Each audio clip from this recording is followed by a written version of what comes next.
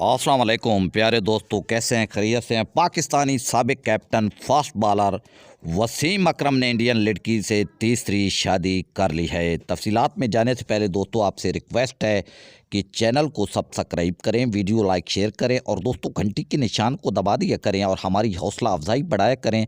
तो बढ़ते हैं तफसीलात की जानिब। पाकिस्तान के मायानाज फास्ट बॉलर साबिक कैप्टन वसीम अकरम मंझे हुए बॉलर, उन्होंने इंडियन लड़की जोशी शर्मा से तीसरी शादी कर ली है। इंडियन टीवी सहारा के मुताबिक न्यू दिल्ली की रहने वाली 22 बरस की जोशी शर्मा और वसीम अकरम का रब्ता दुबई में हुआ और वसीम अकरम और जोशी शर्मा ने दुबई में ही खुफिया शादी कर ली है।